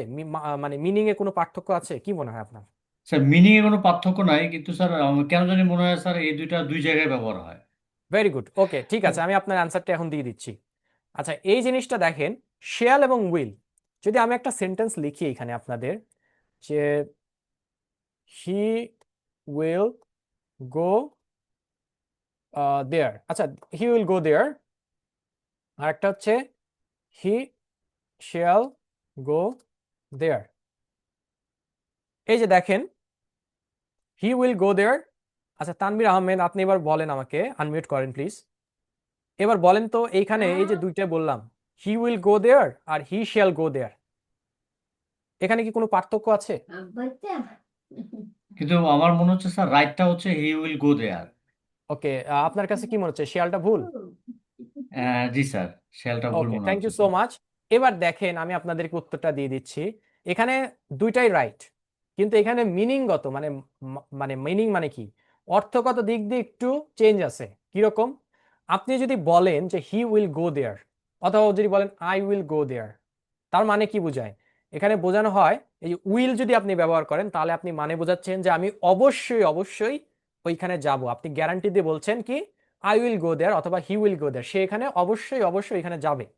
কিন্তু আপনি যদি বলেন যে he shall go there, say he shall go there, shall use করেন, তাহলে মিনিং আসে কি, সে কি ওইখানে যেতেও পারে, নাও পারে।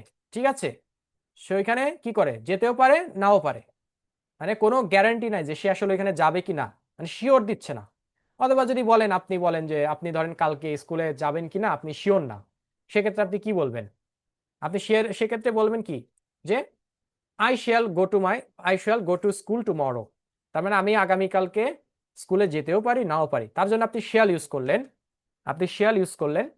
কিন্তু আপনি যদি বলেন যে I will go to school tomorrow, তার মানে আপনি তখন গ্যারান্টিতে বললেন কি আমি অবশ্যই কালকে স্কুলে যাব। ঠিক আছে, এই পার্থক্যটা আশা করি আপনারা বুঝতে পারছেন। ক্লিয়ার এ পর্যন্ত? সবাই কি অবস্থা বলেন তো,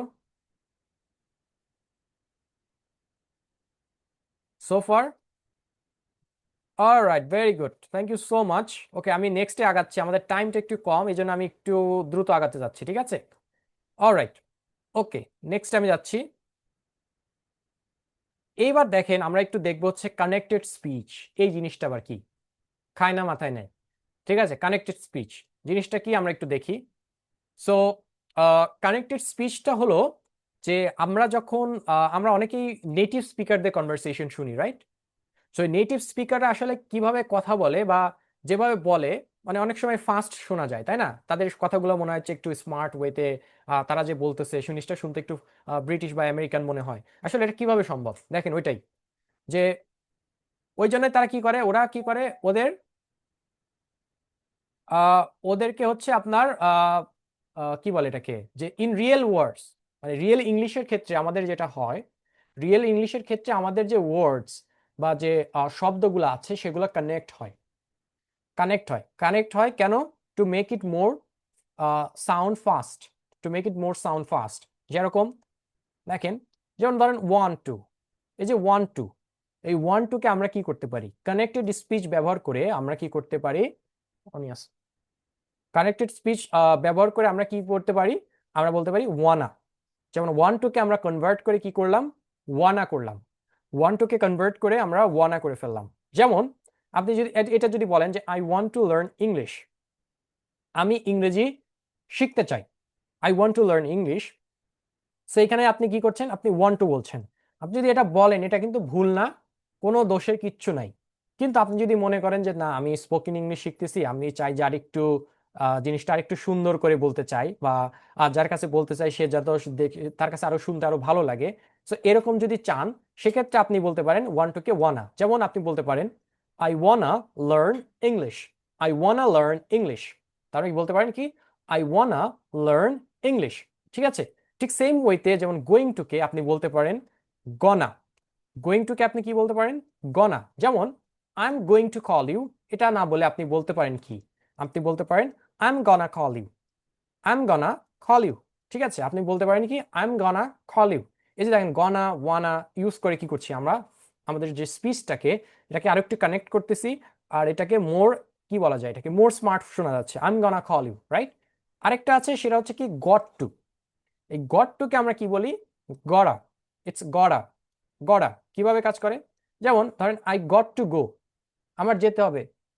ঠিক আছে, আই গট টু গো, এটা না বলে আপনি বলতে পারেন আই গড়া গো, আই গড়া গো, আই গড়া গো। ঠিক আছে, সো এগুলো আমি কি বলেছি, এগুলো স্পোকেন ইংলিশে ব্যবহৃত হয়। রাইটিং যে ফর্ম, এখানে ফুল ফর্ম অবশ্যই ব্যবহার করতে হবে, কারণ স্পোকেন ইংলিশটা নর্মালি হচ্ছে এটাকে আমরা ইনফর্মাল স্পিচ বলি। স্পোকেন ইংলিশের ক্ষেত্রে আপনি ওয়ানা গনা গড়া এগুলো ইউজ করতে পারবেন, কোনো সমস্যা নাই। বাট বাট আপনি কি করতে পারবেন না, আপনি রাইটিং এর ক্ষেত্রে আপনি ইউজ করতে পারবেন না। রাইটিং এর ক্ষেত্রে আপনাকে ফুল ফর্মটা ইউজ করতে হবে, কারণ রাইটিং হচ্ছে একটা ফর্মাল টেস্ট। যেমন আপনাকে গোয়িং টু ইউজ করতে হবে রাইটিং মানে লিখতে গেলে, বা গট টু বা ওয়ান টু ইউজ করতে হবে। ঠিক আছে, এই পর্যন্ত কি কারো কোনো কনফিউশন আছে? Clear so fur?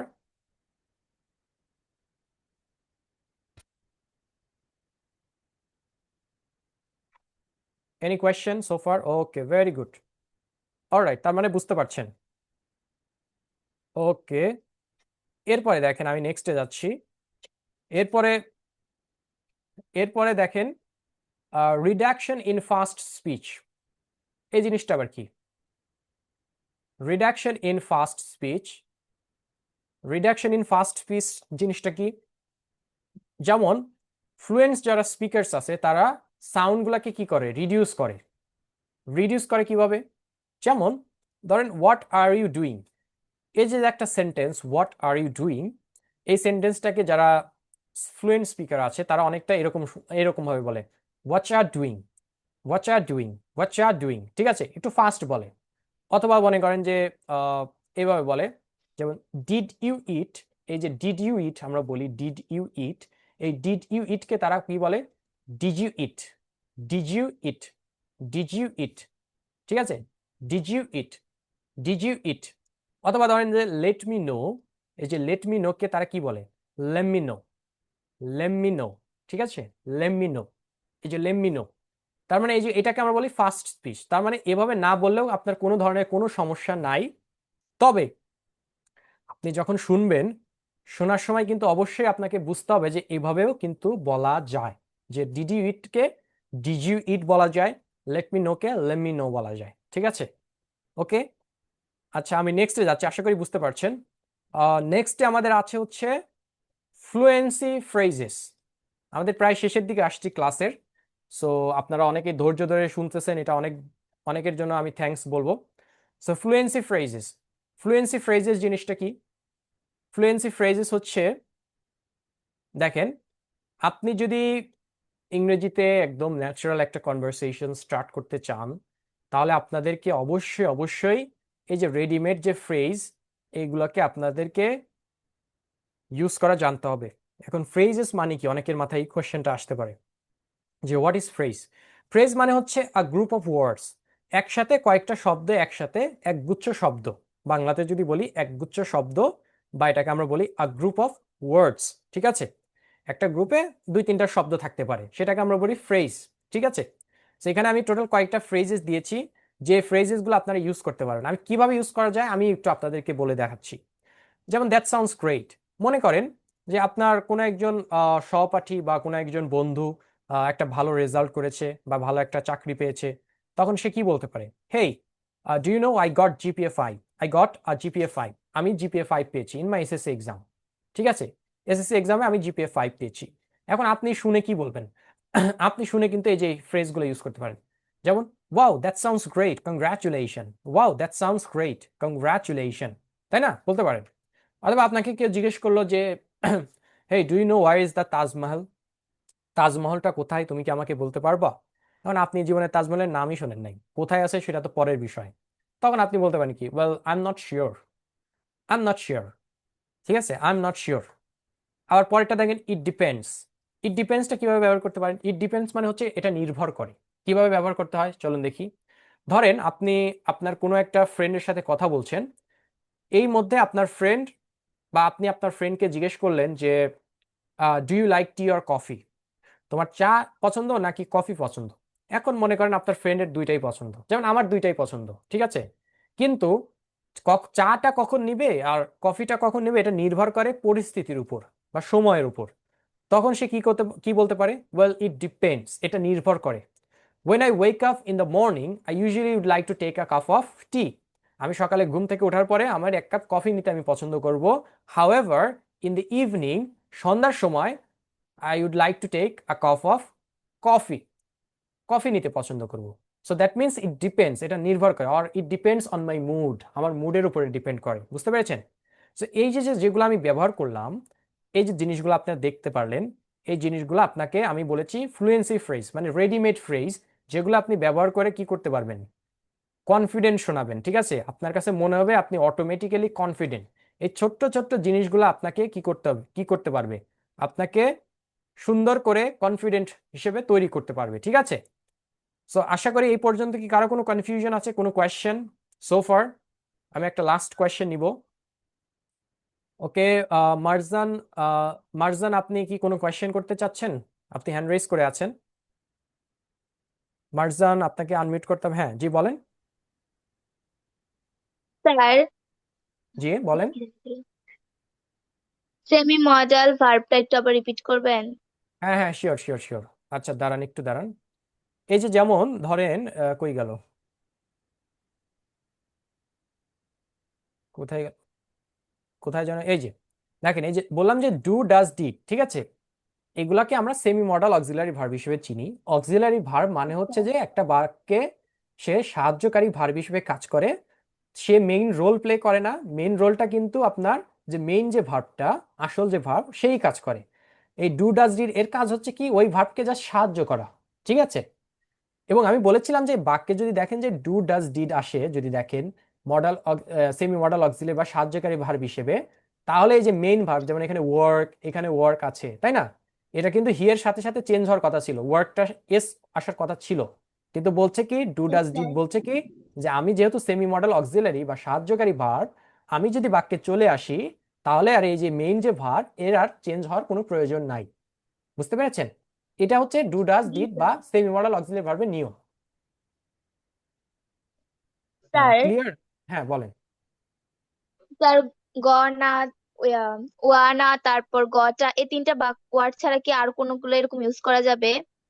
হ্যাঁ, আরো অনেক যদি থাকতে পারে, বুঝছেন, কিছু আছে দু একটা, আই হ্যাভটা, এরকম অনেকে আছে, বাট এই যে এইগুলা হচ্ছে বেসিক। ঠিক আছে, আপনি এই তিনটা দিয়ে শুরু করেন, যেহেতু আপনি স্পোকেন ইংলিশ জার্নি শুরু করতে যাচ্ছেন। আমি ধরে নিচ্ছি, ধরেন আপনি এর আগে কখনো স্পোকেন ইংলিশ পড়েন নাই, এখন আপনার জার্নি শুরু করতে যাচ্ছেন, সেই জন্য আমি বলছি আগে এইগুলোতে স্টার্ট করেন। ঠিক আছে, এবং নর্মালি আমাদের যে ডে টু ডে কনভারসেশন গুলো থাকে, সেগুলোতে আমাদের এইগুলাই আসে।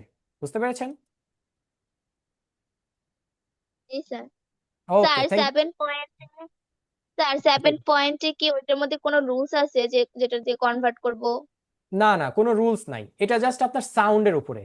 যেমন এই যে ডিড ইউ ইট, এটাকে আমি কিন্তু এখন চাইলেও ডিড ইউ ইট আর বলতে পারি না, আমি আপনার সাথে পড়তেছি, খালি জাস্ট কষ্ট করে পড়তেছি, এটা আমার এখন অটোমেটিকলি আর চলে আসে ডিড ইউ ইট। তারপর যেমন এই যে এটাকে যদি বলি, দেখেন আমি একটা বলি যে could you, sorry, could you help me. এই যে দেখেন কুড ইউ হেল্প মি, এটাকে কিন্তু নেটিভ যারা স্পিকার আছে তারা কিন্তু কুড ইউ হেল্প মি বলে না, তারা বলে could you help me, could you help me, could you help me. অথবা যে এটাকে বললাম যে did you eat, did you eat, অথবা লেট মি নো, এখানে লেট মি নো আছে বাট আমরা বলি কি লেট মি নো। ঠিক আছে, এগুলাকে আরেকটু সাউন্ড ফাস্ট শোনানোর জন্য এবং স্মার্ট বা ন্যাচারাল শোনানোর জন্য আমরা আসলে মূলত এগুলা ইউজ করে থাকি। বুঝতে পেরেছেন? বাট জি এরকম কোনো স্যার। ধরা বাঁধা কোনো নিয়ম নাই। ওকে, থ্যাংক ইউ জি so sir. Much. Thank you okay, sir. Alright. Okay, now let's move on to alphabet. Alright. So এবার একটু অ্যালফাবেট নিয়ে শুরু করি। আপনারা অনেকেই অনেক সিনিয়র, বাট অ্যালফাবেটটা আমি আসলে শুরু করার রিজন আছে। এবার আমি আপনাদেরকে প্রশ্ন করব যে how many alphabets are there in English language, ইংরেজিতে অ্যালফাবেট কয়টা? দ্রুত আমাকে চ্যাট বক্সে জানুন। 26, কেউ কেউ লিখছেন 1, কেউ কেউ লিখেছেন 26। ওকে, আচ্ছা, যারা 26 লিখছেন এটা খুবই নর্মাল, যে আপনারা শুনে আসছেন 26টা, এখান থেকে এ থেকে জেড পর্যন্ত যদি আপনি গুনেন, তাহলে আহ আপনি তাহলে কি করতে পারবেন? আপনি যদি এ থেকে জেড পর্যন্ত আহ গুনেন, তাহলে হচ্ছে আপনার 26টা অ্যালফাবেট, মানে 26টা হয়, তাই না? কিন্তু আসলে এটা ভুল। রাইট অ্যান্সার হচ্ছে ওয়ান। অনেকে ওয়ান লিখেছেন। সো ওয়ান মানে হচ্ছে একটা অ্যালফাবেট, একটা। তাহলে 26টা কি? 26টাকে আমরা বলি হচ্ছে লেটার। যেমন এ এটা একটা লেটার, বি একটা লেটার, ঠিক আছে? সো আজকের পর থেকে if I ask anyone or if I ask you that how many alphabets are there in English language, ইংরেজিতে অ্যালফাবেট কয়টা, তাহলে আপনার আনসার হবে ওয়ান, ঠিক আছে? But if I ask you how many letters are there in English language, then the answer will be 26, 26টা। বুঝতে পেরেছেন? সো এই ভুলটা করবেন না আর। আজকের ক্লাসে আপনি এটাও একটা জিনিস শিখে ফেললেন, যেটা হয়তো বা আপনি এতদিন ভুল শিখে আসছেন, ঠিক আছে? ওকে, এইবার আমি আপনাদেরকে জাস্ট অ্যালফাবেটগুলো একটু পড়ে শোনাচ্ছি, কারণ আমরা অ্যালফাবেটগুলাও সঠিকভাবে প্রোনাউন্স করতে পারি না অনেকেই, ঠিক আছে? এটা আমাদের দোষ না আসলে, এটা আমরা অনেক জায়গা থেকে অনেক গ্রাম, বিশেষ করে যারা গ্রামে থাকেন, রুরাল এরিয়াসগুলা, ওইখানে আসলে আপনাদেরকে ওইভাবেই পড়ানো হয়েছে, যার কারণে আমরা এই অ্যালফাবেট বা লেটার্স গুলাকে ঠিক মতো উচ্চারণও ঠিক মতো করতে পারি না, ঠিক আছে? ভুলভাবে উচ্চারণ করি। সো আমি একটু আমার মতো করে উচ্চারণ করি, তারপরে আপনারা আমার কথাটা একটু শোনেন। শোনার পরে আপনারা একটু নিজে চেষ্টা করে দেখেন। আমি আপনাদের এক দুইজনকে ডাকবো, ঠিক আছে? দেখবো। সো আমি আশা করবো আপনারা আমার থেকেও ভালো জানেন এটা, বা ভালো পারবেন, ঠিক আছে? আমি একটু পড়ে শোনাচ্ছি। So let's start. A, B, C, D, E, F, G, H, I, J, K, L, M, N, O, P, Q, R, S, T, U, V, W, X, Y, Z. দেখেন, এখানে যে ডাব্লু, যেটাকে আমরা, আপনারা ডাব্লু বলেন, এটাকে কিন্তু আমরা অ্যাকচুয়ালি বলবো ডাবল ইউ, মানে দুইটা ইউ, ডাবল ইউ। কারণ কি? এটার জন্ম হয়েছে দুইটা ইউ থেকে, ডাবল ইউ। আর লাস্টে যেটাকে আমরা বললাম জি, এটাকে আপনি জেডও বলতে পারেন, সমস্যা নাই। ব্রিটিশ যারা, তারা জেড বলে, আমেরিকানরা জি বলে, ঠিক আছে? জি অথবা জেড। আমি আরেকবার বলছি, তারপরে আমি আপনাদের কাছ থেকে শুনবো। A, B, C, D, E, F, G, H, I, J, K, L, M, N, O, P, Q, R, S, T, U, V, W, X, Y, Z. ঠিক আছে? ওকে, এইবার আমি একটু কে বলতে চান এটা একটু শুনি তো। ওকে, সাদিয়া নওয়াজ, আপনি একটু বলেন তো দেখি। সাদিয়া নওয়াজ, আপনি একটু আনমিউট করেন, একটু শুনি আপনার কাছ থেকে। জি বলেন। জি, শুনতে পাচ্ছেন? শুনতে জি জি আমি শুনতে পাচ্ছি, আপনি শুনতে পাচ্ছেন? হ্যাঁ হ্যাঁ, বলেন। A, B, C, D, E, F, G, H, I, J, K, L, M, N, O, P, Q, R, S, T, U, V, W, X, Y, G.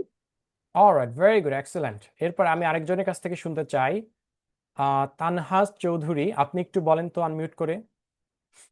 তানহাজ Chowdhury, unmute করতে হবে। উম, আচ্ছা, আপনি রেসপন্স করছেন না। আচ্ছা, আমি আরেকজনের কাছে যাচ্ছি। হুমায়রা জাহান অহনা, আপনি একটু বলেন তো। ওকে, জি বলেন। A B C D E F G H I J K L M N O P Q R S T U V W X Y Z. Alright, very good. আরেকজনের কাছ থেকে নিচ্ছি, জান্নাতুল ফেরদৌস। জান্নাতুল ফেরদৌস, আপনি একটু আনমিউট করেন, হ্যাঁ বলেন তো একটু। A B C D E F G H I J K L M N O P Q R S T U V W X Y Z. Alright, very good, thank you so much. আপনারা একটু unmute এখন lower hand করে ফেলেন। আমি আজকে আসলে আহ, সবাইকে সুযোগ দিতে পারছি না, আই এম সো সরি, সময় স্বল্পতার কারণে আসলে। ঠিক আছে, কিন্তু আমরা প্রতিদিন প্র্যাকটিস এরকম থাকবে, মানে আমরা ক্লাসে যা পড়বো শেষে একটা লাইভ প্র্যাকটিস থাকবে। এরপরে দেখি আসলে আমরা কি শিখলাম আজকে। এরপরে আমি আপনাদেরকে কোর্সের সার্টিফিকেট কেমন এবং কোর্সের যে মডিউল আছে সেটা আমি দেখাবো, এক্ষুনি দেখাবো, জাস্ট একটু সময় দেন। সো আপনি দেখেন, চিন্তা করে দেখেন যে আজকে আপনি 1 ঘন্টায় কি শিখলেন। যদি আপনি 1 ঘন্টায় যদি কিছু শিখে থাকেন তাহলে চিন্তা করে দেখেন তো আপনি পুরো একটা কোর্সে কত কিছু শিখতে পারেন। ঠিক আছে, নিজেকে একটু প্রশ্ন করেন তো। সো আজকে আপনি কি শিখলেন? আজকে শিখলেন আপনি কিভাবে একটা কারেক্ট সেন্টেন্স তৈরি করা যায়। তারপরে 3টা ইম্পর্টেন্ট টেন্স আমরা শিখলাম। তারপরে আপনি কিভাবে আপনার আইডিয়াটাকে এক্সপ্যান্ড করতে পারেন টাইম, প্লেস এবং রিজন দিয়ে। এবং কিভাবে আপনি আন্ডারস্ট্যান্ড রিয়েল স্পোকেন ইংলিশ, কিভাবে রিয়েল স্পোকেনটা আসলে ব্যবহৃত হয়, যেমন ওয়ানা, গনা, গড়া। ঠিক আছে, তারপর ফ্লুয়েন্সি ফ্রেজেস ছিল, এগুলা দিয়ে আসলে আপনি কিভাবে জিনিসগুলা আপনি ব্যবহার করতে পারেন। এবার আমি আপনাকে জাস্ট, আমাকে একটু টাইম দেন, আমি আপনাকে একটা স্ক্রিন শেয়ার দিয়ে দিচ্ছি, দিয়ে আমি আপনাকে কোর্স সম্বন্ধে মানে কোর্স সম্বন্ধে আমি একটু আপনাকে দেখাচ্ছি কোর্সের মডিউলে আপনি কি শিখবেন মূলত। ঠিক আছে, আমি স্ক্রিন শেয়ার দিচ্ছি, তারপরে কোর্সের সম্বন্ধে সব তথ্য আমি দিচ্ছি আপনাদেরকে। আপনারা হয়তোবা আমার স্ক্রিনটা দেখতে পাচ্ছেন। এখানে যদিও একটা অ্যামাউন্ট দেখানো আছে 4,000 টাকা, এই টাকা আপনাদেরকে পে করতে হবে না, সো এটা নিয়ে দুশ্চিন্তা করেন না। 4,000 টাকা এটা এটা আপনাদেরকে পে করতে হবে না। আমি দেখাই আপনারা কি কি পাবেন এই কোর্সে। এই কোর্সে টোটাল 5টি মডিউল থাকবে। 5টি মডিউলের মধ্যে টোটাল 36টি লাইভ ক্লাস থাকবে, যেটি আমি নিজে নিব। এবং এই লাইভ ক্লাসের রেকর্ড আপনারা পেয়ে যাবেন ক্লাস শেষে। ঠিক আছে, এবং ক্লাস শেষে যে ম্যাটেরিয়ালসটা আমরা যে পড়াই সেই ম্যাটেরিয়ালসটাও পিডিএফ আপনি পেয়ে যাবেন। যদি এখানে 15টা লেখা আছে, যদিও আপনি 36টা বা তার থেকে বেশি পাবেন। কুইজ থাকবে এবং ফাইনাল এক্সাম থাকবে, মানে একটা ভাইভা থাকবে আর কি। এবং আপনি যদি ভাইভাতে কোয়ালিফাইড হন, ক্লাসে রেগুলার অ্যাটেন্ড করেন, তাহলে আপনি একটা কোর্স সার্টিফিকেট পাবেন। সার্টিফিকেটটা কেমন দেখতে আমি একটু পরে দেখাচ্ছি, তার আগে আমি জাস্ট ম্যাটেরিয়ালগুলো একটু দেখাই। যেমন এখানে দেখেন মডিউল 1-এ থাকবে হচ্ছে ফাউন্ডেশন এবং কনফিডেন্স। এইখানে আমি যেটা করব সেটা হচ্ছে আপনার যে ফাউন্ডেশন এবং কনফিডেন্স মানে আত্মবিশ্বাস, সেটাকে আমি বিল্ড করব টোটাল 7টা ক্লাস নিয়ে। ঠিক আছে, তারপরে মডিউল 2-তে এসে আমরা দেখব হচ্ছে ডেইলি কমিউনিকেশন স্কিল। এরপর আমরা যাব হচ্ছে প্রতিদিন কমিউনিকেশন স্কিল বা কমিউনিকেশন করার জন্য কোন ধরনের স্কিল থাকতে হয় সেগুলো আমরা দেখব। দেখার পরে আমাদের ক্লাস 14-তে এসে আমরা ওটাকে রিভিউ করব। এই টোটাল যে যতগুলা ক্লাস করেছি সেটার উপরে আমরা একটা রিভিউ সেশন নিয়ে দেখবো যে আপনার কি কি সমস্যা হচ্ছে, ওইটার সমস্যার সমাধান কিভাবে করা যায়। এরপরে মডিউল 3-তে আসার পরে আমরা কি দেখবো, real life and work place English. তার মানে রিয়েল লাইফ এবং কর্মজীবনে যে ধরনের ইংরেজি দরকার হয় সেইগুলো আমরা টোটাল 7টা ক্লাসে দেখব। তারপরে আমরা একটু অ্যাডভান্স লেভেল আসার চেষ্টা করব। অ্যাডভান্স লেভেলে মডিউল 4-এ এসে ফ্লুয়েন্সি এবং অ্যাডভান্স স্পিকিং, এখানে আপনি স্টোরি টেলিং, সিচুয়েশনাল কনভারসেশন থেকে শুরু করে এই ধরনের যেগুলো অ্যাডভান্স লেভেল সেগুলো দেখব। এবং মডিউল 5-এ মানে লাস্ট মডিউলে আমরা দেখব হচ্ছে ইন্টারভিউ এবং প্র্যাকটিক্যাল ম্যাস্ট্রি, মানে ইন্টারভিউতে কিভাবে ভালো করা যায়, মানে ইন্টারভিউ ল্যাঙ্গুয়েজ কেমন হতে পারে, কমন কিছু কোয়েশ্চেন থাকে সেগুলোকে কিভাবে আনসার করা যায়, পার্সোনাল এবং প্রফেশনাল ইন্ট্রোডাকশন কিভাবে দেওয়া যায়, মানে ইন্ট্রোডাকশন বলতে আপনি ইন্টারভিউতে গিয়েছেন, আপনাকে বললো ইন্ট্রোডিউস ইউরসেলফ, তখন আপনি কিভাবে সুন্দর করে প্রফেশনাল ওয়েতে ইন্ট্রোডিউস করতে পারেন। সো এইসব বিষয় নিয়ে আমরা মডিউল 5 আলোচনা করে আমরা লাস্ট একটা ইন্টারভিউ নিয়ে কোর্স শেষ করে দেব। এবং আপনি কোয়ালিফাইড হলে সেই কোর্সে আপনি একটা সার্টিফিকেট পাবেন। এবার আমি আপনাদেরকে দেখাচ্ছি সার্টিফিকেটটা দেখতে কেমন, আমাকে জাস্ট একটু সময় নেন। আমি স্ক্রিনটা আবার শেয়ার দিচ্ছি।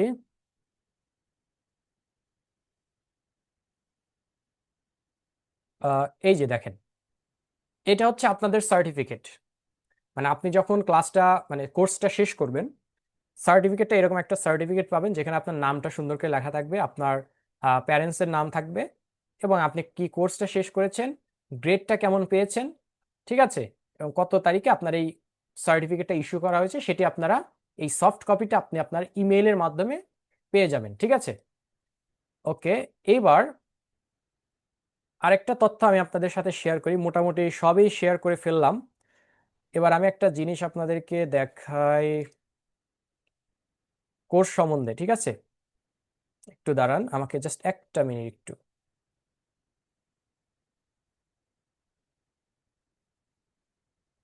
আমি একটা ডিটেলস আমি আপনাদেরকে শেয়ার করলাম।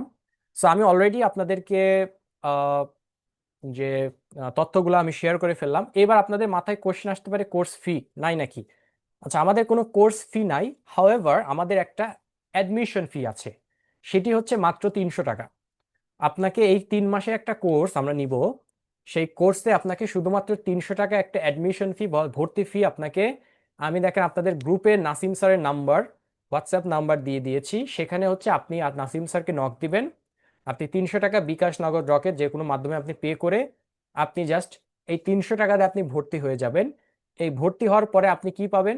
আপনি 3 মাসের যে কোর্স, কমপ্লিট একটা কোর্স আপনি ফ্রি পাবেন। আমি ইনস্ট্রাক্টর থাকবো, ক্লাসের রেকর্ড থাকবে লাইফ টাইম, পিডিএফ পাবেন, প্র্যাকটিস গ্রুপ এবং সার্টিফিকেট পাবেন, তাই না? এবং আপনার ক্লাস হবে হচ্ছে রবি, মঙ্গল এবং বৃহস্পতিবার রাত 10টা থেকে 11:30 পর্যন্ত। প্রতি রবি, মঙ্গল, বৃহস্পতিবার আমাদের ক্লাস হবে।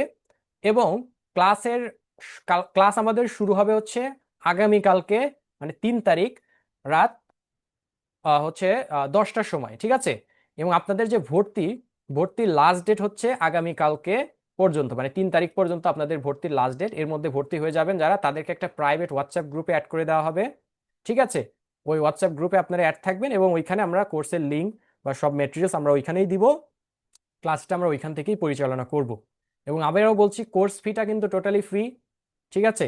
আপনাকে জাস্ট 300 টাকা দিয়ে একটা অ্যাডমিশন ফি দিয়ে আপনাকে জাস্ট ভর্তি নিশ্চিত করতে হবে, দ্যাটস ইট, ঠিক আছে? অলরাইট, ওকে। এর বাইরে কি কারো কোনো কোয়েশ্চেন আছে? আমি একটা দুইটা কোয়েশ্চেন নিতে পারি, মানে আমি যা যা বললাম। আর যারা অ্যাডমিশন কনফার্ম করেছেন, অনেকেই হয়তো বা থাকতে পারেন আমাদের এই ক্লাসে যারা অ্যাডমিশন অলরেডি কনফার্ম করেছেন, অলরেডি গ্রুপেও অ্যাড আছেন, তাদেরকে আর নতুন করে ভর্তি হতে হবে না, ঠিক আছে? কয়েকটা সিট আমাদের খালি আছে, শুধু ওই সিট কয়েকটার জন্য আমরা এই লাস্ট একটা কল নিচ্ছি আর কি, লাস্ট একটা অ্যাডমিশন নিচ্ছি, দ্যাটস ইট। এরপর আমাদের ব্যাচ ক্লোজ হয়ে যাবে, আমরা কালকে থেকে রাত 10টা থেকে আমাদের যে প্রফেশনাল ব্যাচ সেটি শুরু করব। ওকে, আমি কোয়েশ্চেন নিচ্ছি। হৃদয় আহমেদ, আপনি একটু আনমিউট করে বলেন আপনার কোনো কোয়েশ্চেন থাকলে। জি। আসসালামু আলাইকুম ভাইয়া। জি, ওয়ালাইকুম আসসালাম, জি বলেন। ভাইয়া মানে আগে থেকে জানতাম না, তো তো ভর্তির ডেটটা যদি একটু বাড়ানো হতো তাহলে একটু ভালো হতো আর কি আমাদের জন্য। আচ্ছা, বুঝতে পেরেছি। আমাদের আসলে আগামীকাল থেকে ব্যাচটা শুরু হবে আর কি, মানে প্রফেশনাল ব্যাচটা আগামীকাল থেকে। সো আসলে আমি খুবই দুঃখিত যে আমাদের আসলে মূলত আজকে এই ডেমো ক্লাসটা হওয়ার কথা ছিল না নর্মালি, কিন্তু কিছু আহ, মানে সিট ফাঁকি থাকা সাপেক্ষে আর কি আজকের ক্লাসটা নেওয়া। তো এই জন্য আসলে আপনাকে আগামীকালকের মধ্যেই আসলে ভর্তিটা হতে হবে। আই এম সো সরি, আসলে আমি কিছু করতে পারছি না এই কারণে, বুঝতে পেরেছেন? আচ্ছা ভাইয়া। ওকে, ঠিক আছে, থ্যাংক ইউ সো মাচ। ওকে, আরেকজনের কাছ থেকে নিচ্ছি, মিথুন রয়। জি, মিথুন রয়। জি, থ্যাংক ইউ স্যার। আমি একটা বিষয় একটু জানতে চাচ্ছিলাম যে হ্যাঁ। আসলে যে আমাদের যে ক্লাসটা হবে সেই ক্লাসে কতজনের মানে একটা সিটের যে একটা ব্যাপার আছে, যে উপস্থিতির সংখ্যা থাকবে কত, লিমিটেশনটা আচ্ছা, বা লিমিটেশন হচ্ছে কি? 130 থেকে 140 জন, সর্বোচ্চ 130 বা খুব বেশি হলে 140 জন। এটা আমাদের অনলাইন ক্লাস, এম, জুম, ঠিক আছে এখানে, এবং ক্লাসটা আমি নিজেই পরিচালনা করব। জি, এখন যদি মোর দ্যান 100 থাকে সেক্ষেত্রে রেসপন্সের ব্যাপার, রিপ্লাই, ফিডব্যাক এগুলো মানে যথাযথ হবে কিনা, মানে এটা আপনার কাছ থেকে একটু জানতে চাচ্ছি যে এই ব্যাপারে যে আসলে এইটার আউটপুটটা কেমন হতে পারে, বা আমাদের রিপ্লাই আচ্ছা, দিয়ে হ্যাঁ এভারেজ বুঝতে বিষয়টা পেরেছি, কি বোঝায়? হ্যাঁ বুঝতে পেরেছি, ভালো একটা কোয়েশ্চেন করেছেন। দেখেন, এখানে আমি যেহেতু অলরেডি ক্লাস পরিচালনা করছি, আমি অলরেডি আরো 2টা ব্যাচ আমি পড়াচ্ছি, আজকে এটা দিয়ে আমার 3 নম্বর ব্যাচ হবে কামরুল একাডেমিতে। সো আমি যাদের যে ধরনের কোয়েশ্চেন গুলো থাকে, এখন দেখা যাচ্ছে আপনার যদি কোনো কোয়েশ্চেন থাকে অবশ্যই এটার আপনি রিপ্লাই আমার কাছ থেকে পাবেন। যে কোনো ধরনের কনফিউশন, আপনি মনে করেন যে কোনো একটা টপিক আপনি বুঝতে পারছেন না, আমি পড়াচ্ছি, পড়ে চলে গেলাম, আপনি বুঝতে পারলেন না, আলটিমেটলি কিন্তু আপনার লাভ হলো না, রাইট? তা আমি কিন্তু ক্লাসে, আপনি যদি দেখেন আজকের ক্লাসটাও, আমি কিন্তু ক্লাসের একটা টপিক, একটা পার্ট পড়ানোর পরে কিন্তু আমি আপনাদেরকে প্রশ্ন করি, মানে যে আপনাদের কোনো কনফিউশন আছে কিনা, কারণ আমি জানি যে একটা পার্টে হয়তো বা কোয়েশ্চেন সবার না থাকতে পারলেও দু একজনের থাকতেই পারে যে তারা হয়তো বা বুঝতে পারছে না, ঠিক আছে? সো আশা করবো, আমি অ্যাসিওর করতে পারবো ইনশাল্লাহ যে আপনাকে যে প্রশ্ন থাকবে আপনার কিন্তু উত্তর পাবেন না, এই জিনিসটা আশা করি হবে না, ঠিক আছে? যদিও কোয়ান্টিটি অনেক বেশি স্টুডেন্ট, বাট স্টিল মানে আমি যেহেতু এটা থার্ড ব্যাচ, আমি অলরেডি 2টা ব্যাচ পরিচালনা করে আসছি, সো আমার এই পর্যন্ত এই ধরনের রেকর্ড এখনো পর্যন্ত হয়নি, ঠিক আছে? আশা করি আপনি বুঝতে পেরেছেন। আমি আরেকটা কোয়েশ্চেন নিচ্ছি, লাস্ট কোয়েশ্চেন। শেখ আয়ন হৃদয়, জি আপনার কোনো কোয়েশ্চেন?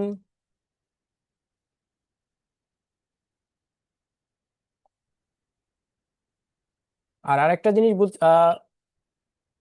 আরেকটা জিনিস আমি বলতে চাই, সেটা হলো যে ক্লাসে যদিও 150 জন স্টুডেন্ট ভর্তি হলেও আসলে ক্লাসে রেগুলার অ্যাটেন্ড থাকে দেখা যাচ্ছে অতজন না, 50+ স্টুডেন্ট অ্যাটেন্ড থাকে রেগুলার, অনেকেই অনেক কারণে থাকে না, যার কারণে ইয়াটা অনেক কম থাকে। এনিওয়েজ, কারো কোনো কোয়েশ্চেন আছে আর? এনিথিং? আচ্ছা, কোয়েশ্চেন করলে একটু হ্যান্ড রেজ করেন প্লিজ, আসলে সবাইকে তো খুঁজে পাওয়া যায় না।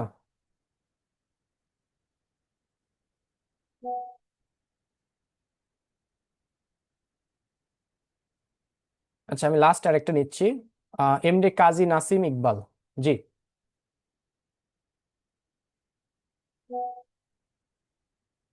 আসসালামু আলাইকুম স্যার। জি, ওয়ালাইকুম আসসালাম, জি বলেন। স্যার, আমি তো কোর্সটাতে জয়েন হতে চাচ্ছি, কিন্তু স্যার রমজান মাসে এটা কতদিন ধরে চালানো হবে কোর্সটা? রমজান মাসে আমরা মনে হয় ঈদের, আই থিঙ্ক 16 তারিখ বোধ হয়, এরপর আমরা ঈদের পরে খুলবো আর কি। আচ্ছা স্যার, আমি একটু জামাতে যেতে চাচ্ছি, তো স্যার আমি এটা পরবর্তীতে আমি কোর্সটাতে এনরোল করতে পারবো কিনা পরবর্তীতে দেখা যাচ্ছে যে আমরা তো লঞ্চ করি, কিন্তু এই ঈদের কোর্সটা পর? আপনি ইগনোর করতে পারবেন না, ঈদের পরে হ্যাঁ হয়তো বা ইনশাল্লাহ পাবেন আপনি, আমরা আরো কোর্স লঞ্চ করি, তখন হয়তো বা আপনি নেক্সট কোর্সে আসতে পারবেন, ঠিক আছে? বাট আচ্ছা স্যার, ইনস্ট্রাক্টর হিসেবে তাহলে আমাকে এটা আমি পাবেন জানতে কিনা আমি জানতে গ্যারান্টি দিতে পারবো পারছি না। কিভাবে? এটি আপনার আমাদের যে আচ্ছা পেজ স্যার, আছে কামরুল আর কি? একাডেমি, সেই পেজে পেজে আপনি পাবেন। আচ্ছা আচ্ছা, তার মানে আপনাদের টিচার চেঞ্জ হইতে পারে? মানে টিচার বলতে মানে আমার জায়গায় অন্য কেউ ইনস্ট্রাক্টর থাকতে পারেন আর ইনস্ট্রাক্টর, কি। জি জি জি জি জি, জি, বুঝতে পারছি স্যার। এটা আর কি, মানে আমি থাকবো আচ্ছা কিনা আমি গ্যারান্টি দিতে পারছি না আর কি, অন্য কেউকে পাবেন হয়তো। আচ্ছা আচ্ছা, ঠিক আছে ও, স্যার। ঠিক আছে, thank you so much. Okay, anyways thank you so much, আপনাদের সাথে কথা বলে ভালো লাগলো, আশা করি আপনাদের সাথে আমার ইনশাল্লাহ কালকে মেইন যে ব্যাচ আমাদের, সেখানে দেখা হবে অ্যাজ অ্যান ইনস্ট্রাক্টর, এবং আমরা আরো অনেক কিছু শিখতে পারবো ইনশাল্লাহ, ঠিক আছে? এবং আমি লাস্ট আরেকবার আমি বলে দিচ্ছি, আমি হচ্ছে সাজিদুল আলম সুইট, আমি হচ্ছে বর্তমানে ঢাকা ইউনিভার্সিটিতে মাস্টার্স করছি, মাস্টার অফ এডুকেশন, এবং আমি সাবেক 10 মিনিট স্কুলে টিচার ছিলাম, ঠিক আছে? তো আশা করি সবাই ভালো থাকবেন, সুস্থ থাকবেন, এবং সবাইকে আসসালামু আলাইকুম, আপনারা লিভ নিতে পারেন, আমি ক্লাসটা এখানেই শেষ করে দিচ্ছি, থ্যাংক ইউ সো মাচ।